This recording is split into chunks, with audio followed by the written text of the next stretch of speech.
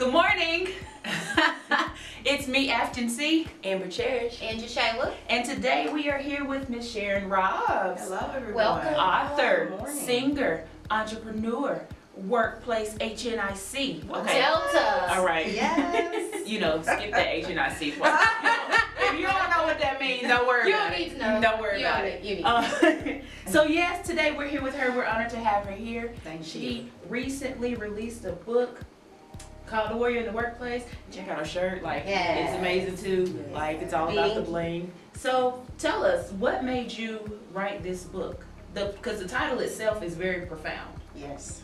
Thank you very much. Well, I've been in the workplace now for over 23 years, and every position that I've held has been in leadership. I've seen a lot, I've been through a lot, and just wanted to write a story based on my own personal experiences of things that have happened to me in the workplace, in particular to help other leaders not to make some of the mistakes that I've made, to go through some of the things that I've encountered. There is a better way, but then again, there's God's way. And I'm a minister at heart, a worshiper at heart. And so now it's just a time for me to tell my personal story. So it's been a journey. It took some things transpiring in my life to get me to this place. I'm so glad that I went through a storm, because the storms are what makes us stronger. Yeah. And so out of a storm, this book was birthed, and the time is now. So I just simply told God, yes. There's nothing special about me. Wife, mother, like she said, entrepreneur, author. I'm a human being just like anyone else. There's no perfect Christians out here. We don't always get it right. But look, I just stepped out on faith and I simply told God yes. So when I said yes, God and I came into agreement. And when we came into agreement, then the book was birthed. Okay. So I'm just really excited that I'm able to put something out that should help leaders everywhere who will apply what I placed in the book. That's good stuff. That's Yes. good stuff. I like how you said, I'm just a human being. Right. Because sometimes we look at people who have positions Right. and we put them on idols and we idolize them, and that's not what we're supposed to do. Exactly. We're supposed to follow the guidelines that they set forth, help Right. them push the vision that they have, but God is the only, you know. And you know, I'm so glad you led us right into that, because in the book I talk about titles. Yeah. You know, there's more to leadership than a big desk, right? Than your name badge or the suits that you wear, men, the neckties that you wear. It's really not all about you. When God puts you in a workplace, you're there on assignment, and a lot of people won't understand that, especially those who are not Christians or don't have a relationship with God. We're not trying to make this book all about Christianity and all of that. That's not what I'm trying to do. But I did back up everything that I put in the book with scripture. But truly, if you're one of those people that's excited about a title, that absolutely means nothing. Because if you're a true leader, you're a servant first. Yep. And the leaders that are now leaders had to be followers first. That's right. So, you know, don't get all excited about a title or think that makes you bigger than somebody else. Really, you need to keep the spotlight on your staff, the That's ones right. that's on the front line doing That's the right. work. You are the coach, you are the inspirer, you're the motivator, you're the one there. But something's wrong with leaders that can't put their hand to the plow. You That's gotta it. do some True. work. It's just that simple. Your degree doesn't make you, your title doesn't make you, Right. what you look like or sound like. You can be the most articulate person. We will interview people for jobs. They can wow us in the interview, but it's about what happens when you put them in that position, Right. is when you really see the real person. So don't get caught up in titles and all of that. It's great if you have a title, but make sure you walk in a lot of humility as well. Yeah, that's right. Speaking of which, so we know a lot of people who never went to college. Right. And I'm just gonna say this, who make way more money than I make. Yeah. Right? Yes. As a teacher in America. Mhm. All right. So I think we all went to college. Yes. What school did you go to? What was your major? What's your degree? All of that good stuff. Wow. I graduated from Gardner Webb University in Bowling Springs. Not too much, Amber. Not too much. Go Bulldogs! Yes. Yes. So let me go back before I got to college. You know, I went to Burns High School, graduated from Burns High School, the best high school in Cleveland County. We're not gonna hold that against I'm not her. from Cleveland County. It Chill, is come on. what it is. But I will tell you that being the youngest of 5, I had older siblings. My dad said to me, you will go to college, because I was thinking that when I got out of high school, I would just hang out with my friends and work, and I didn't feel like I wanted to do that. My mom said, well, you don't have to. My daddy said, no, you're going. So I remember my sister saying, well, we're so late in the game and get you into college, we're going straight to Gardner Webb, and I was accepted. God ordered my steps even then. I started out a business major, and that just was not me. I wish I had stuck with that path, but it just didn't suit me. But I started taking sociology classes, and I found my niche. I was like, you know what? I have a love and a passion for people. So I have a Bachelor of Arts degree in sociology, and I'm very proud of that. Come on to all the sociology majors. I have a bachelor's degree in sociology as well. Hi, come on. So apparently all of us have something in common with the author here. Yeah. Right. That's it. Yeah. That's good stuff. So I have a question. Okay, sure. And my question is, what advice would you give someone like me? Because I'm just starting out. You know, I'm 25. I'm just now really getting into the workforce because, you know, in college they sell you this dream, like once you get out of college, you'll get a job Right. immediately. Yep. That didn't happen for me. So like, what advice can you give someone that's striving to be a leader in the workplace? Sir Sorry. and so. Sir. That's good advice. You need to put your hands to the plow. You need to be volunteering. You need to do some service in your community, serve in your local church. Sow. But when you sow, make sure you're sowing in the good ground. Some people think just because we sow into somebody's life that we're automatically going to reap. Make sure you're sowing into the right soil. Make sure you're led by the Holy Spirit when you do that. So if there's two things I could tell anybody, I would say serve and sow. That's good. Hashtag serving Now something. that'll preach, in fact. Come on, get up here today to do that, but let's go. That's a sermon type advice. Serve and sow, yeah. I love it. So what was the easiest chapter in the book to write? Was there any part about this book that was really easy to write, like it just came out? I would say Know Your Purpose, which is chapter 1. That was pretty easy for me to write because you have to know, it took me many years to realize who I was. I struggled for years with insecurities and just couldn't really find my place in life, didn't really know what I was good at, didn't really know what I wanted to do. And so you have to know your purpose even in the workplace. You got to know you're more valuable than a paycheck. Right. You Come got to on. know you're more valuable than what the job description tells you, because if the truth be told, we do way more than what the job description says. Listen. Yes. And I don't care who interviews you across from that table, they cannot prepare you for real life experiences Right. and what's actually going to happen. That's right. So Know Your Purpose was know why you're there, know why you want a job. Sometimes people take jobs for the wrong reasons. They are, unhappy where they are. We totally get that, understand that. They want more money. We totally understand that. But make sure that you've made the right decisions. You can make less money and be happier. Oh, It's Now, I all- don't know, y'all. Listen, I just don't know about that, all right? And it's all in how you manage your resources and, when you're doing what you're supposed to do, everything's about timing with God, being in the right place at the right time. That's right. And He is the one that supplies your needs, not the employer. Okay? Your employer is a resource. God is your source. So you have to know the difference between those two. You're right. So that was the easiest. Well, before we move on, a lot of young people, like Amber, I was because getting she's a ready. young person, young tender age of 25.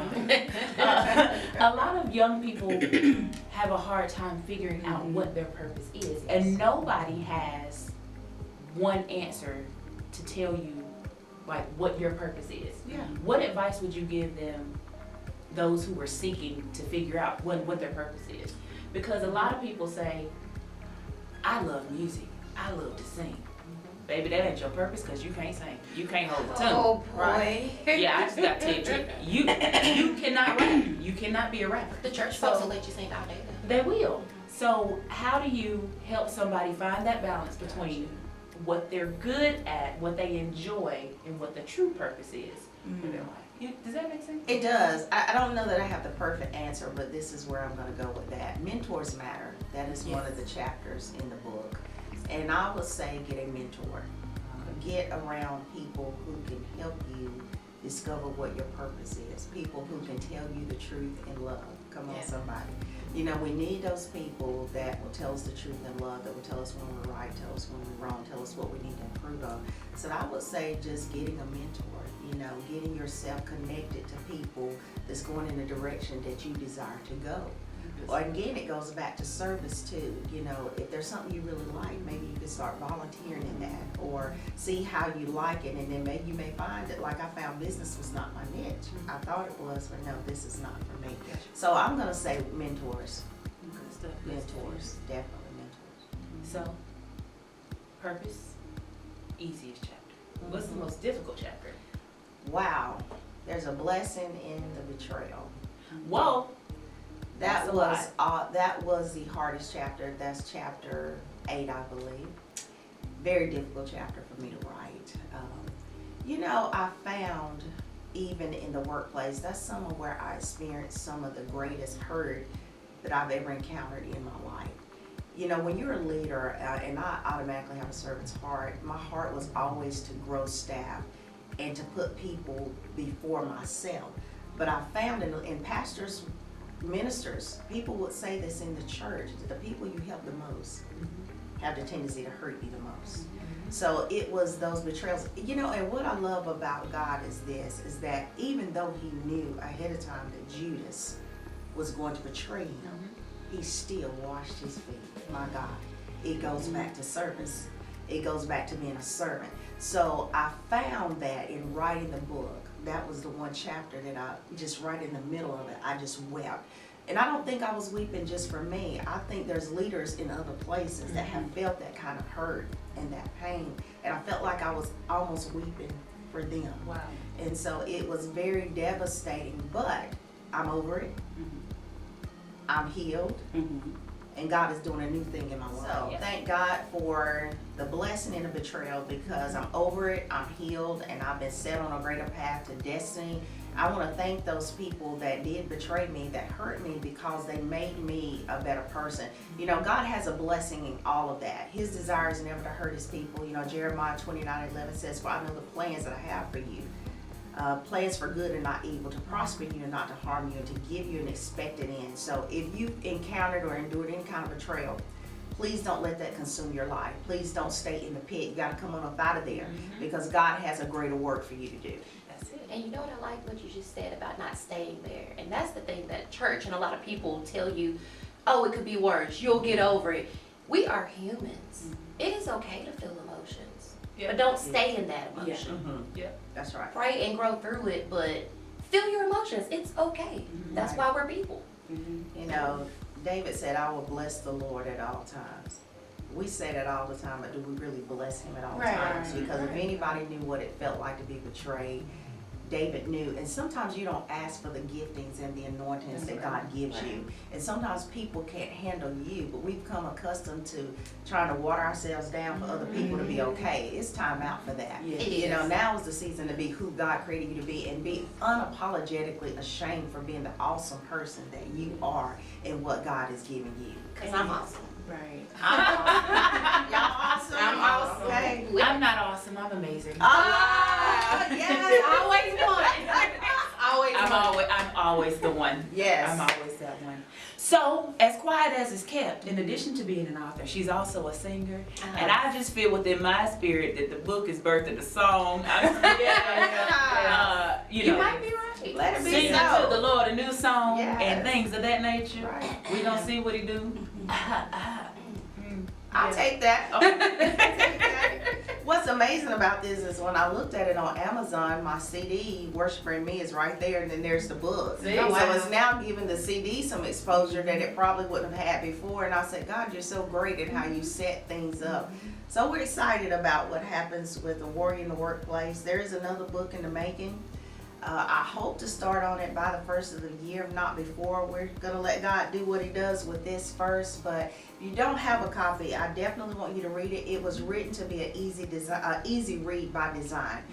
Something that wouldn't take you all day and night to read. You could really read it in an hour, maybe two.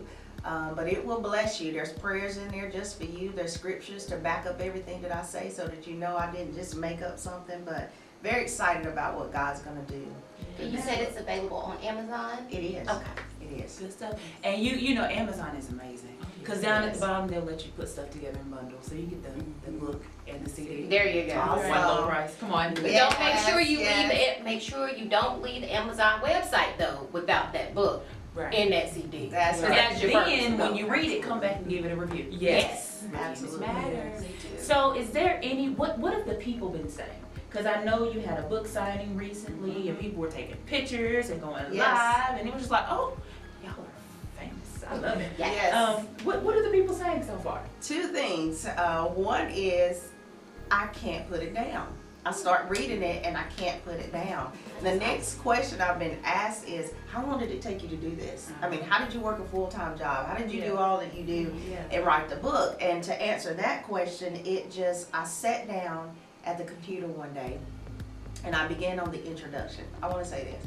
When I was a little girl, and you guys are so young, y'all wouldn't be able to understand. So all you 70s people that were born in the 70s, Okay. y'all got it. Okay, so Wonder Woman That's was still like my shero when I was a little I know who girl. Wonder Woman is. You know Wonder Woman? Okay. Yes, W's and Yes, the little- dog. Yeah, the gold Yeah. thing. So Wonder Woman was just amazing to me because she was a business professional. I think she was an administrative assistant, a secretary, she dressed up. But then she would transform. Warfare has a way of transforming us. Yeah. And when she was going into battle, she became a totally different person. Come on, Yeah, somebody. she did. That'll preach. I'm gonna stop right there on Cape that one. But anyway, cape and all. So we talk about Wonder Woman in the book and just how warfare and adversity transforms us. That's Yes. good stuff. Well, I'm excited about the book. Yes. I haven't read it yet. I had to confess something at the beginning of the interview because I'll tell it. I'll spoil everything. She would tell So y'all. now I can read it because we've done the interview. I would told y'all everything. It was really bad. But I appreciate you coming. Thank Yes. you. And don't forget to Thank you. get Thanks. A Warrior in the Workplace on Amazon. If you're a local, you can probably meet up and have your copy signed, Right. Yes. autographed, or if you want an autographed copy, comment below, send us a message, we'll get the message over to Ms. Rob. Yes. Have that out into the mail to you.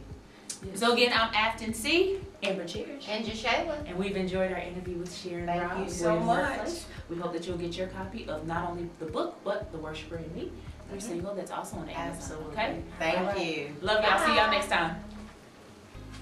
And we're done. Who was Wonder Woman?